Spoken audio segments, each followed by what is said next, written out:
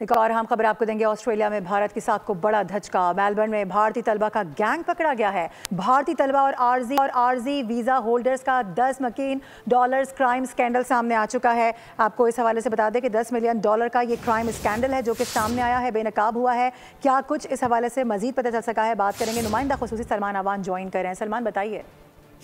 Australia में तकरीबन 5 माह से तहकीकात जारी थी और इन्हें ऑपरेशन सुपरनोवा करार दिया गया था। और इस ऑपरेशन सुपरनोवा की कामयाबी जो है वो बहुत इंपॉर्टेंट है, क्योंकि इसके अंदर ना सिर्फ इंडियन स्टूडेंट्स इन्वॉल्व थे बल्कि वो लोग जो कि आरजी वीजा लेकर ऑस्ट्रेलिया जाते हैं वो वहां पर फ्रॉड करने में, स्कैम करने के अंदर शामिल थे। और उसके साथ साथ ये जो विक्टोरिया पुलिस है ऑस्ट्रेलिया की रियासत की, वहां पर 19 भारतीय तलबा को मजमूई तौर पर गिरफ्तार किया गया है। और उनसे जो चोरी शुदा सामान बरामद हुआ उसमें बेबी मिल्क फार्मूला, अद्वियात, स्किन केयर अद्वियात और मसनूआत शामिल है। आपने देखा होगा कि सोशल मीडिया पर हालिया दिनों में कुछ ऐसी वीडियोस भी सामने आई हैं जिसके अंदर इंडियन जो नौजवान है, जिसके अंदर नौजवान लड़कियां भी हैं, लड़के भी हैं, जिन्होंने मुख्तलिफ किस्म की जो सुपर स्टोर है वहां से चोरी करते हुए देखा जा सकता है। इसी तरह एक 22 साल भारतीय तालिब इल्म है और उसके ऊपर 54 मुकदमात कायम किए गए हैं जिनमें $1,36,000 की चोरी का इल्जाम लगाया गया। इसी तरह एक 24 साल भारतीय तालिब इल्म ने $1,11,000 की जो है वो चोरी की है। तो ये आप देख सकते हैं कि किस तरह से ये इंडियन स्टूडेंट्स दुनिया भर में जाकर चोरी, चकारी, फ्रॉड, स्कैम की